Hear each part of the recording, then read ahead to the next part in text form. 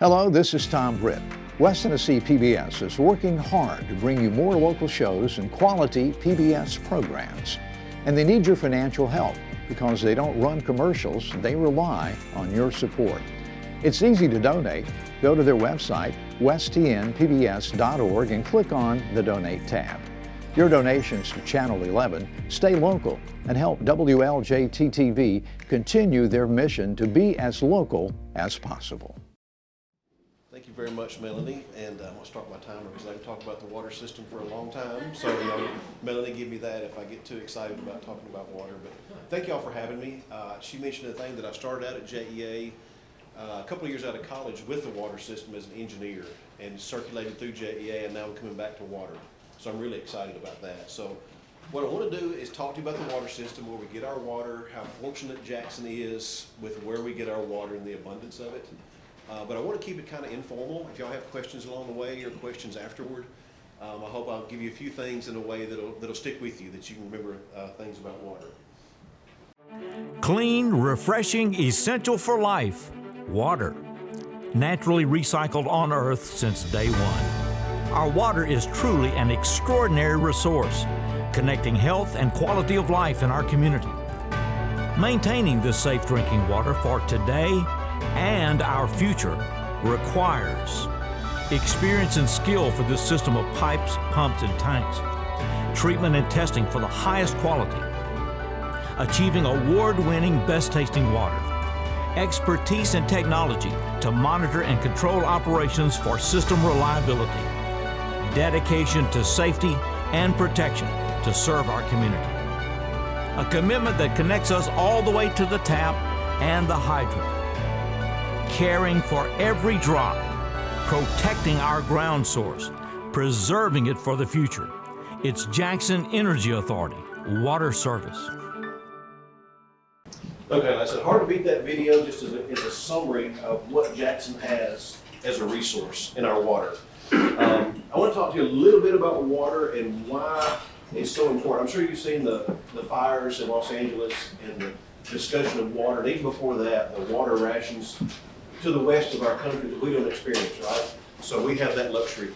To give you an example, so if you look at that slide that's on the TV, what this represents is you take the Earth as a whole, the size of that sphere, and then the larger blue sphere you see is all the oceans and all the water combined in a ratio of comparison in size to the Earth. So you look at the Earth, that's how much water we have in that big blue sphere. You take out all the salt water that we have, and that's the sphere that you say that should be right about, just like it's right above Kentucky. So that's the fresh water that we have on Earth that we can use. And I don't know if you can see it or not, but there's also a little small blue dot that's above about Atlanta. Can y'all see that dot? That is how much water we have available to us that's not in glaciers, it's not so deep underground that we can't get to it. So you say, well, the Earth is covered in water, you're thinking of the oceans. When you look at what we have to use as human beings, it's that small dot of that portion that you see that's there above Atlanta. So that's why it's important that we acknowledge the water that we have and take care of it. You probably don't want to hear this, but the water that we're drinking today has been drank before. So everybody, don't stop drinking your water and your tea. But it's a constant recycle process, right? I mean, the water we drink, dinosaurs have drank this same water because they don't drink salt water, right? So it's important for us to conserve our water and our resources. So you think about, we get our water from underground, called an aquifer. So it takes 1/4 motor oil. I remember when I was a kid, and I would help my dad change the oil in the car, and we would take that old used motor oil, and we had a thicket in the back through briars, and we'd just pour that motor oil on the briars. They didn't have Roundup back. I won't tell you how long ago it's been, but so we'd pour the oil on it. But 1 quart of motor oil can contaminate 1 million gallons of water and make it undrinkable. So you think about how whether it's gasoline, whether it's things industry might put on the ground, 1 quart of motor oil makes 1 million gallons of water undrinkable. So it's a resource that we have to protect. So I mentioned we get it from our water from aquifers. This is an aquifer map in the United States. And you'll notice through West Tennessee, there's on my screen showing up as a little yellow-orange type swath through West Tennessee. That is the aquifer we draw from. Very plentiful, You look out west and you see some of the other aquifers, they get kind of scattered and get kind of, the biggest one is central U.S., through Oklahoma, through Nebraska, through that area. But our aquifer is called the Memphis Sands that we draw our water from. So we'll talk about it for just a minute. Our aquifer, this is the same, these colors on this map are the same yellow outline that I showed you earlier, just in kind of an expanded view. So there's several aquifers that are in West Tennessee. And if you can see the one that's the lightest shade of green, it's real narrow, that's just to the east of Madison County, that is where our aquifer recharges from. All the rainwater, all the stream water recharges just to the east of Madison County. And we'll go through that a bit more. I'll show you a few more slides that may make better sense. So we draw from what we call the Memphis Sands. And if you'll take these layers, and I didn't bring a pointer, but those different layers that were in those aquifers that showed as you get closer to the Mississippi, these are what those layers are doing underground. Some of that water in one aquifer is going really deep. Some of that aquifer is going about mid-level, and some is staying up in what you see labeled there is the Memphis aquifer. I think that's what we call it, the Memphis Sands. But some of that staying up in the Memphis aquifer, that's what we draw from. You get down deeper, and what's shown there is the Fort Pillow aquifer, the McNary aquifer. Anybody ever seen the artesian wells we have around here? So there's one down on Royal Street. I know there's one in Pinson. Anybody ever drink out of one of those fountains? Those that have, what would you think of it? Sulfur. Pretty nasty, right? That's why we don't draw our water. There's nothing wrong with it, right?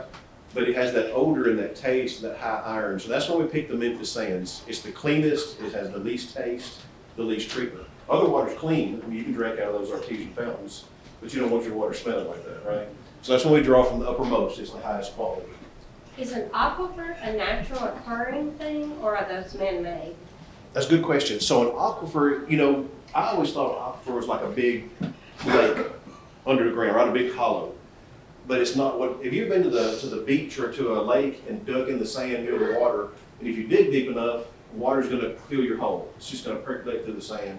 So what aquifer is a sand layer that's natural. It's just naturally occurring sand layer that if you drill a hole in that sand, water will pull through that sand into what you drill the well into.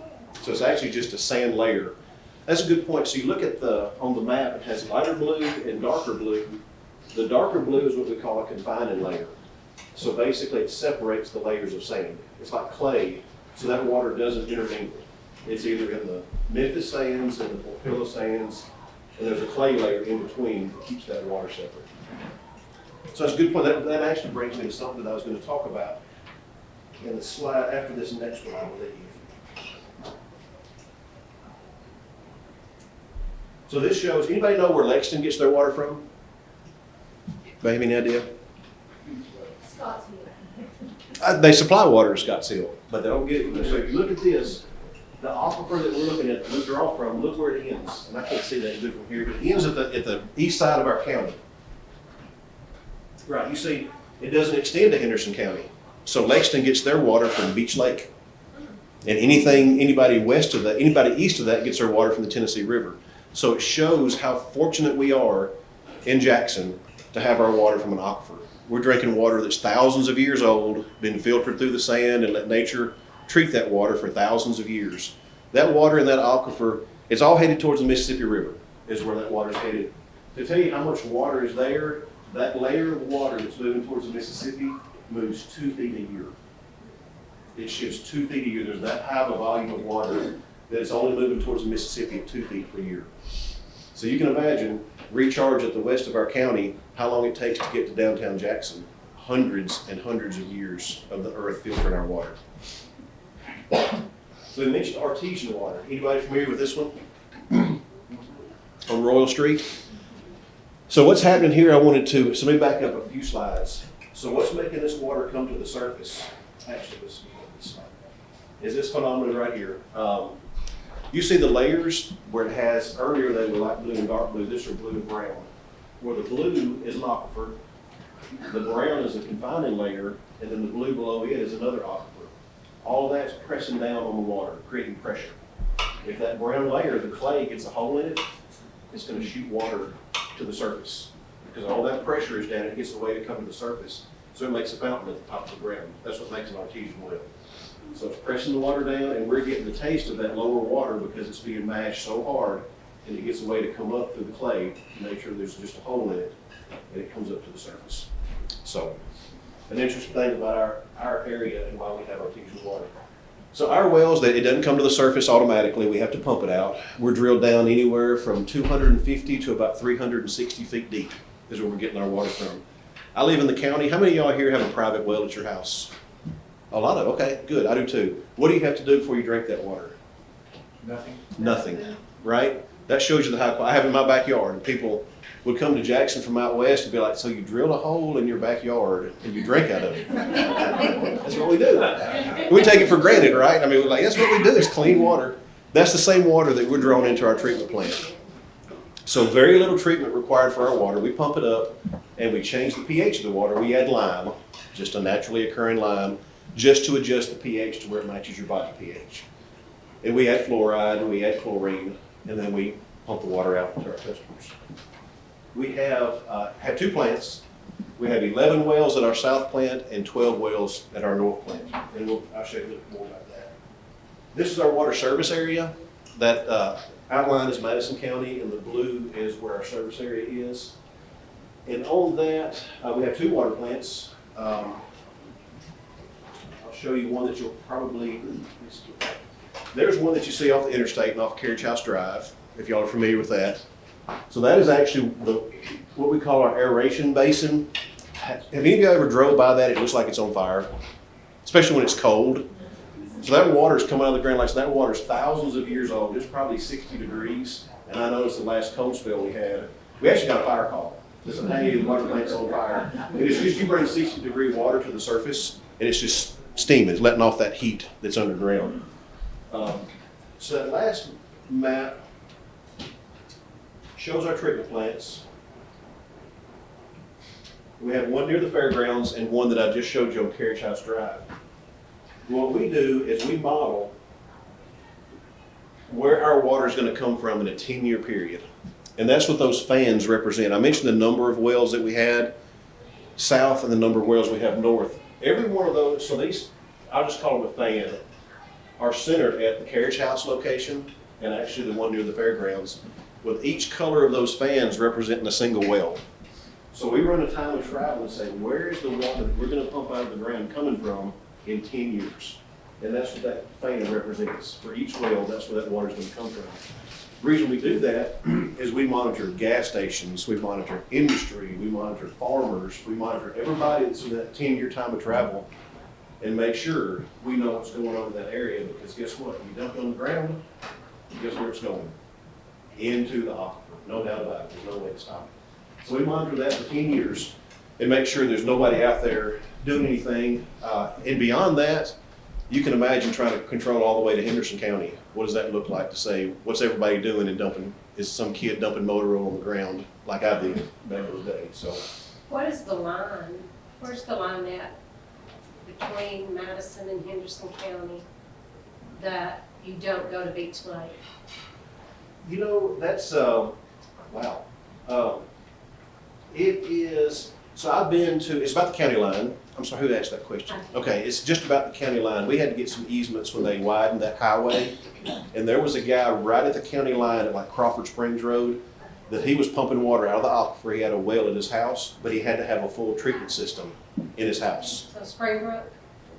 Springbrook is far enough north, it's within the aquifer. It's good. It's more as you go east. I got nervous for a second. You have a well up there? No. Okay, no. I if know you're- y'all coming out of Beach Lake. Oh, no, you're on our water system. You're on our water system. So why did he have to purify the water from the aquifer? It was iron. So it was iron. It would turn all of his clothes orange, and he would have all of his fixtures were stained orange. He was just trying to get the color out of it. It was healthy. It wasn't anything wrong with it. It was just the color that it was giving problems. While I'm doing this, anybody have any other questions they're thinking of? What's the latest on fluoride? You know, so fluoride, there's been one city in Tennessee that has discontinued fluoride, Irwin, Tennessee, so they're no longer gonna add fluoride. So Jackson's position and kind of my position is when the science, who asked that, I'm sorry. Okay. when the science leads us there, you know, you had the Florida Surgeon General that says he recommends against fluoride, but you still have all of your major water industry, American Water Works, that says fluoride is still useful, it's still good, it's still in the TDEC rules. So you hear a lot of chatter about it. Until the science pushes everybody that way, we're not going to be the first to jump out there and say we're going to discontinue it. I can see where people are on both sides of the fence. I mean, what if there was something that could prevent obesity? Do you add that to your water, or do you? Yes, please. So it's kind of like, what medical thing do you decide? Yeah. If we get that in this area, we can just quit our jobs. But you think about it, what it is, the dental association says it'll help kids' teeth. So why back in the day did they choose to, that was their passion, was to prevent cavities in children's teeth and start adding fluoride? So I get it, I see both sides. But we're gonna follow the science and follow the people that govern the water industry. So you'll hear a lot about it and we'll follow that science. I see I'm already 16 minutes in. Y'all good? You're Everybody fine. good? Okay. We still have, yeah, still got 10 minutes. Okay. All right, so we actually do filter the water, and this is just a picture that I have, a little thing I have in my office that represents our filter that's in our plant. So we filter the water just like nature would filter the water. The black is just a coal type anthracite that we filter through. You see the next is a coarse sand, the almost looks white, is a finer sand, and then it gets to a gravel bottom. So it's a lot thicker than that in our filters, but that gives you a replica of, we pump the water up just in case, and when we pump the water up, anything got disturbed, anything got in the water, we refilter it. Well, we refilter it just the same way nature filters it, through sand. You may have mentioned this, but it seems like I heard or read somewhere that Jackson has some of the best water in the state. It is. We've actually been voted best tasting water for EPA Southern Region, and that includes Florida, Georgia, Alabama. So, this is probably, Melanie, you may remember, it was in the video. I don't know if Steve mentioned a year that we won that award. It seems like it was 2 or 3 years ago. We won best tasting water for the entire southeast U.S. So when water in the form of sewage comes back to y'all, y'all have amoebas or something that eats the sewage? Talk about that. Yes. Yeah, it sounds really hazardous, but it's not. It's good to make your water. Yeah. Luckily, That's why I said, why we eat? Let's have a discussion. you know, I mean, you say that, and that's actually a good point. But the Tennessee River, I mean, we think about, and I don't mean to scare you out of not drinking Parsons. I'm not saying anything negative about the other cities. Just that Jackson's fortunate, right? So you have some people that discharge their wastewater into the Tennessee River. It's fully treated for living solid regs, and then the next cities withdraw their drinking water. Where I mentioned that the water you drink has probably been drank before. That's really real, right? So what we do with wastewater, all of our wastewater goes to the Forkadoo River. Either goes to the Middle Fork or to the South Fork. Our Miller treatment plant goes to the South Fork. It's down off Hollywood Drive. You can turn off the bypass. Between the bypass and the interstate is Miller Drive. You go to the end of Miller, and that's where all of Jackson's wastewater goes to be treated. The way wastewater is treated is we use these bacteria that are naturally occurring in the environment, right? So if you put wastewater on the ground, nature would gradually take care of it. It would become clean water again. What we do is we add oxygen to keep the bugs happy. Like we have a concentration of bacteria that are doing what nature does. We're able to concentrate it in one place. We actually bubble high pressure water through that, high pressure air through that water that makes it support 1,000 times the amount of bugs, the amount of bacteria. They're not visible bugs. They're creeped out. They're microscopic bacteria and bugs that we keep healthy that do a supercharged job of treating wastewater. Just like nature does, we just supercharge in a plant. That's the easiest way I know to explain that. I know I have some other civils. You're a civil, right? Is that a good enough explanation? All right. So, any other questions? I thought I heard somebody ask it.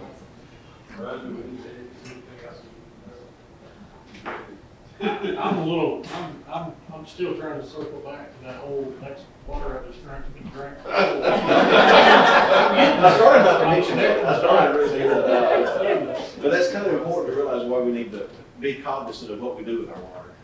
So the Mississippi River is not only water from up north, it's water from the ground moving there? That's a good point. It's actually not. So that the water that's moving, that I showed, that's moving 2 feet towards Mississippi River, it's actually below the water line. So it's not actually supplying to the flow of the Mississippi River.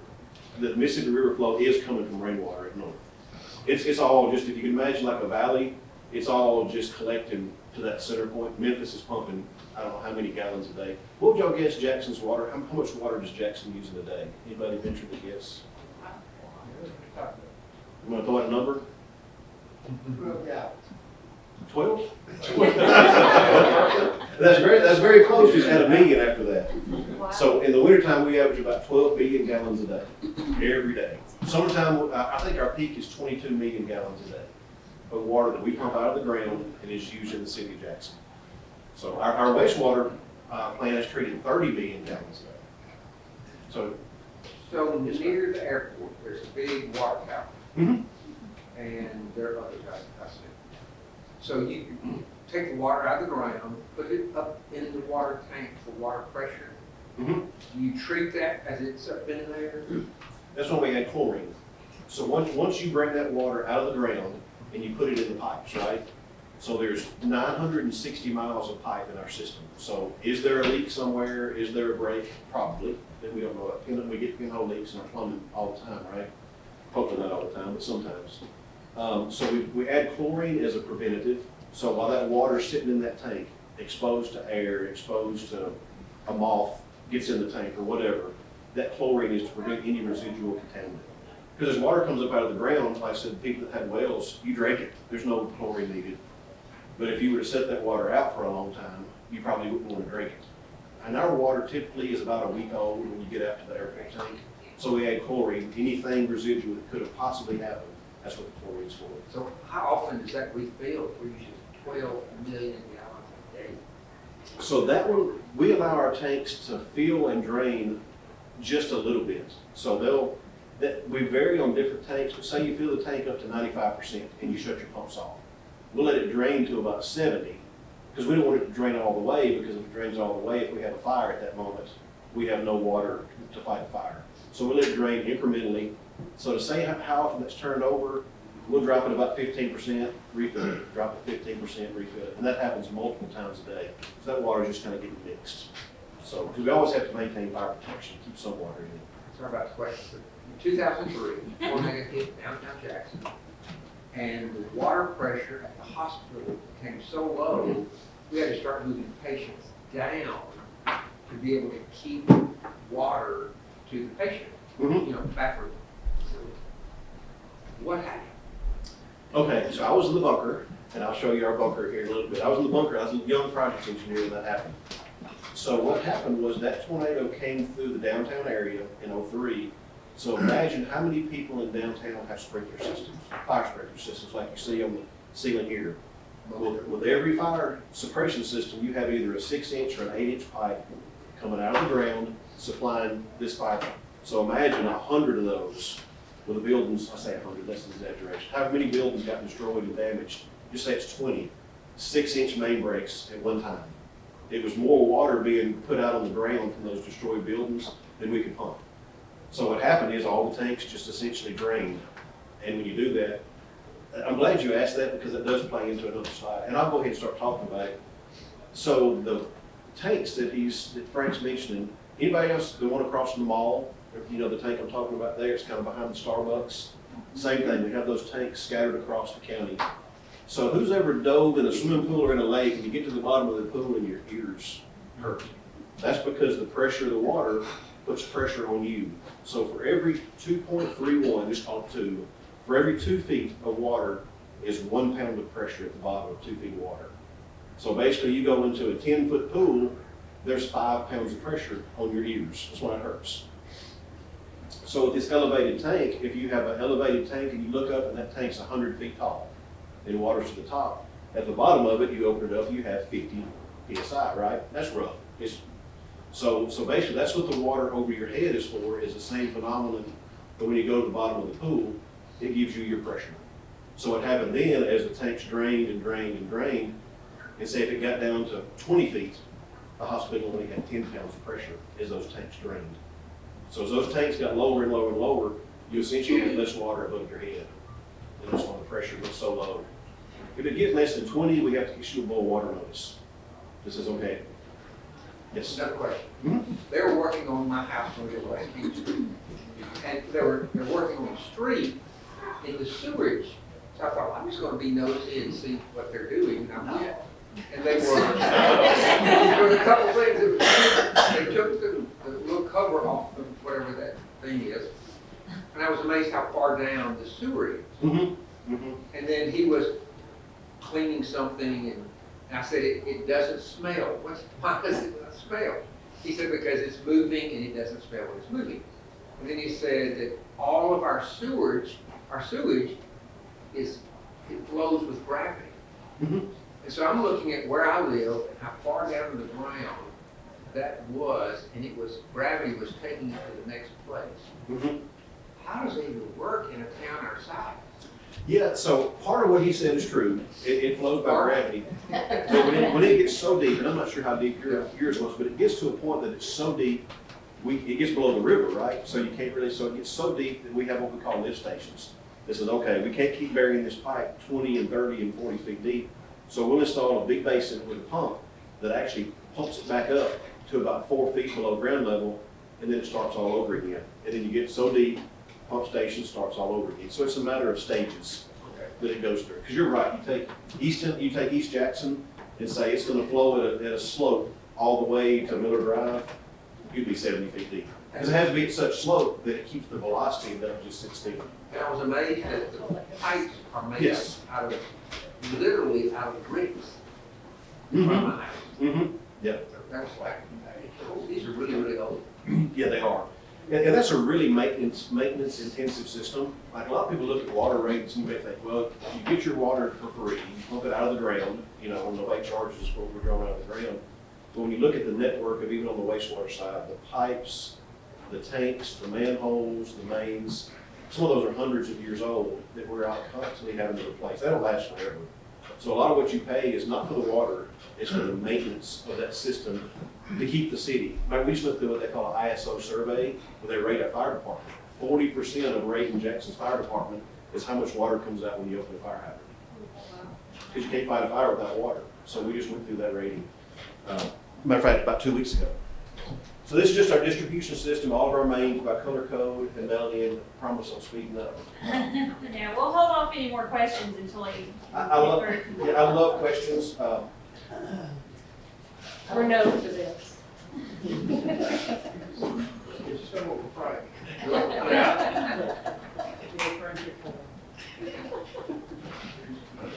Okay, Frank, this is the tank you were talking about, Frank, probably. What? This is the tank you were talking about, probably. Does that look familiar by the airport? That's our most recent tank. It's 130 feet tall. Be sure y'all be good students. 130 feet tall. How much water pressure is at the bottom of that tank? 65. There you go, 65. Divide the height by 2, right? Divide the height, is it on math right? Yeah, 65. Divide the height of the water by 2, and that's how much pressure you have at the bottom. So this is another slide, and I'll skip over it pretty fast, but it shows that for our entire system. That's our system of tanks that we have. So every time you take a shower, JEA doesn't turn on the pump. Every time you water your yard, JEA don't turn on the pump. What happens is when you wash your car, wash your clothes, that tank incrementally drops. As you use more water and the city uses more water, that tank incrementally drops until it hits 75%, and we turn on huge pumps. It fills the water, fills the tank back up in 10 minutes. And then over the course of the night, it drops, it drops, it drops. And it hits trigger, we turn on huge pumps, pump it back up. This just shows, so why, there's some people that say, what's the water pressure in Jackson? What's the water pressure? It all depends on if you live, the elevation of your house. Because if you have this tank and you live on a hill, you're closer to the top of that tank than the person that lives in the valley.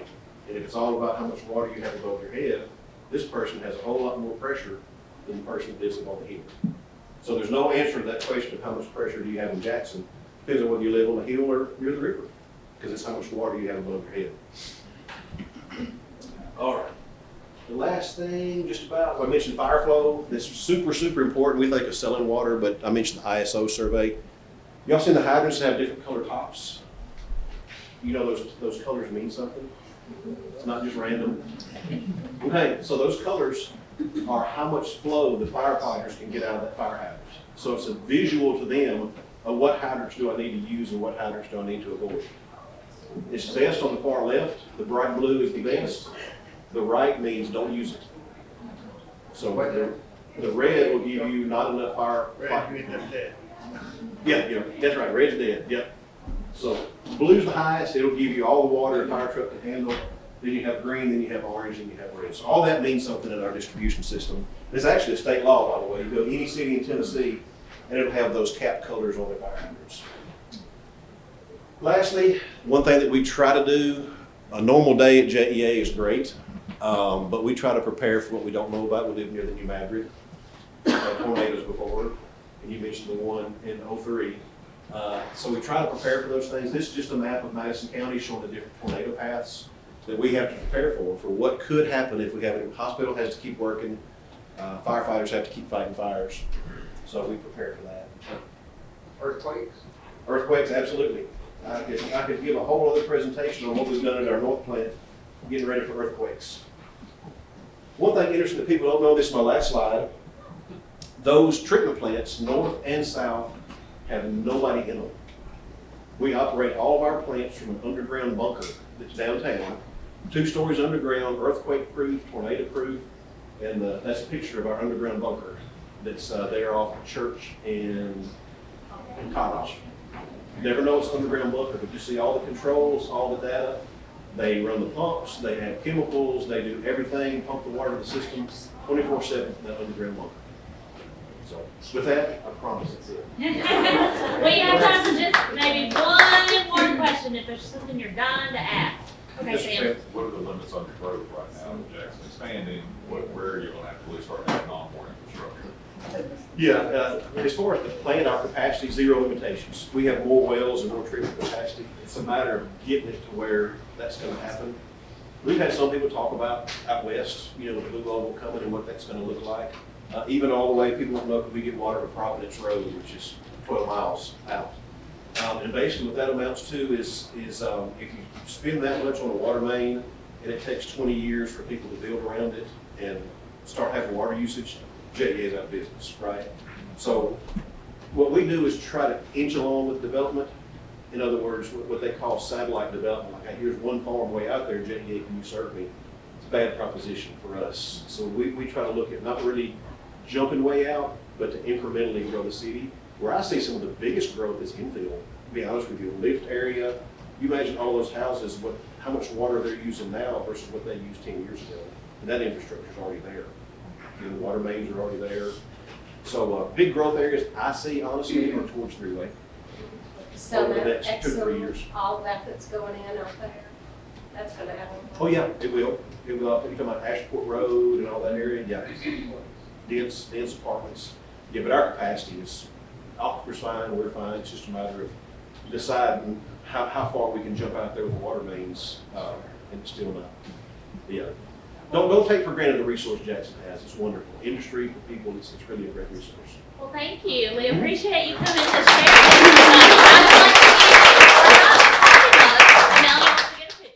The program you've been watching was made possible through the generous financial support of West Tennessee PBS viewers like you. Please visit westtnpbs.org and make a donation today so that we can continue to make local programs like this possible. Thank you.